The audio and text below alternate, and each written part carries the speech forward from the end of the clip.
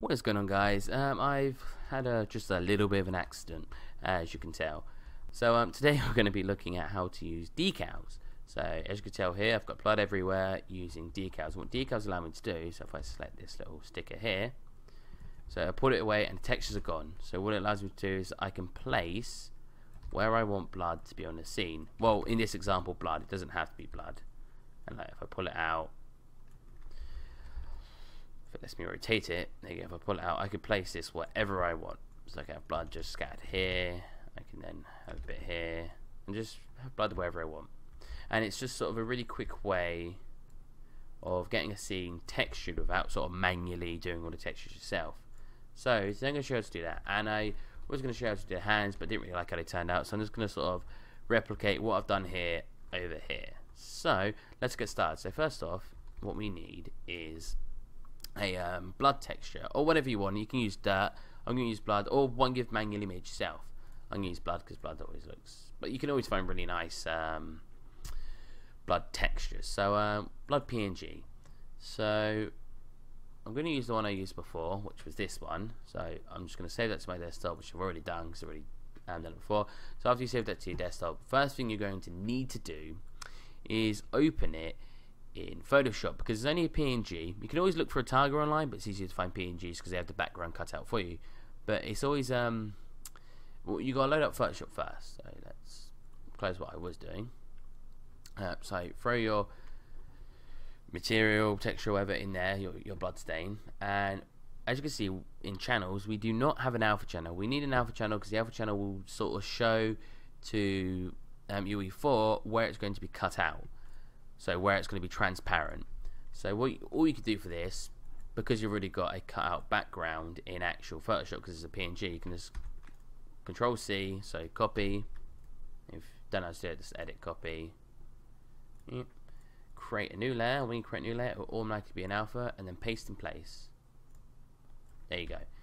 Because it's a bit grayed out, we're going to want it to be more white, because white isn't transparent, black is. And because it's sort of grey, when you put it into Ue4, it's going to be semi-transparent, and we don't really want that.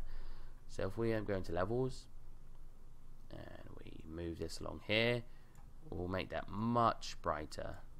So we don't want it to be too bright, because when it goes over the top you get like a weird sort of flare on your pixels. Whoops. There you go. Yeah, so we want to go to there, and then if you want it to be even more so it sticks out, you can just turn up the brightness in here.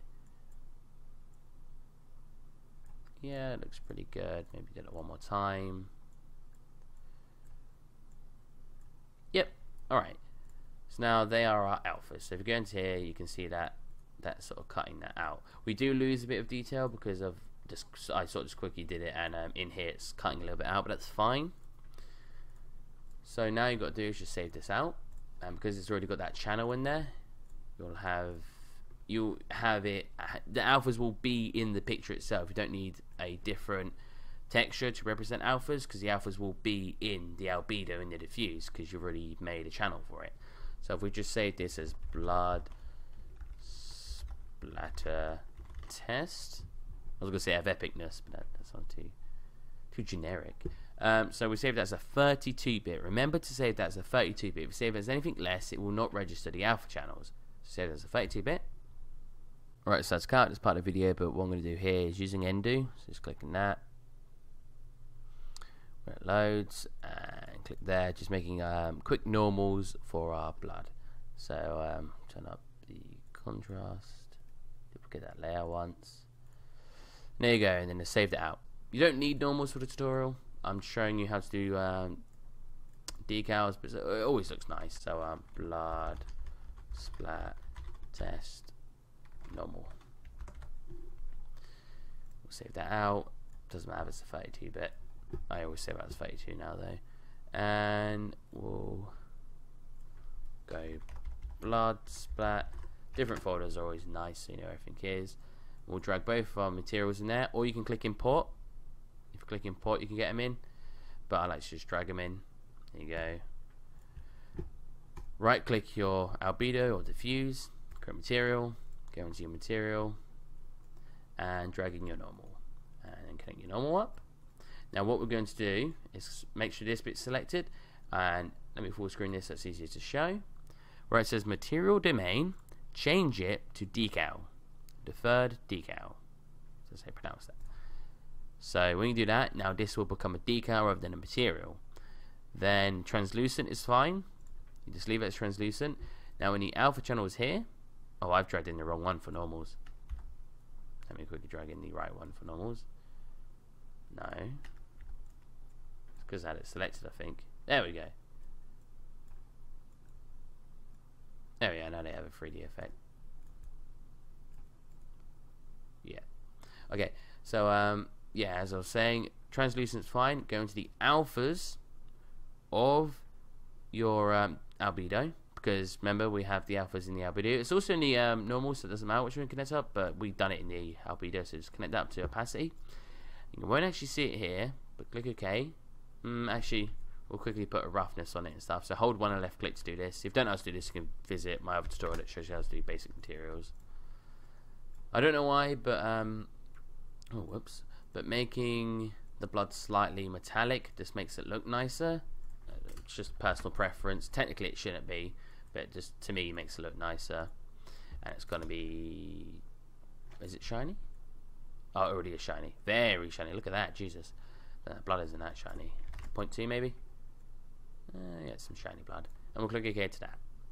And we'll turn down the metalness a little bit. Alright, now go back into your project. And where you want your decal to be placed, right click in that area. Place actor. And we want to go blood splatter test underscore mat. So if it's not here, you could just click, go into here and type it in and it'll just replace it for you. So blood splatter test. There we go. Oh, this one's a bit deeper than the last one I did. And rotate it to the angle you want. And then rotate it again. And then start placing your blood wherever you want. And yeah, that's pretty much how you do decals. Whoa, so much blood. Yeah, and it's got very basic textures on it so that you can see it's reflecting. And you can drag this on to anything. I think there is a way to set up so it doesn't affect everything, but you can drag it onto anything you want. There you go. So now I've got blood on my random generator here. Yeah. It's a bit cut off here, but you would sort that out in your spare time. If it's helped anyone, leave a thumbs up. It's always grateful. If you want to see any more tutorials, subscribe. Thank you very much for watching, and bye-bye.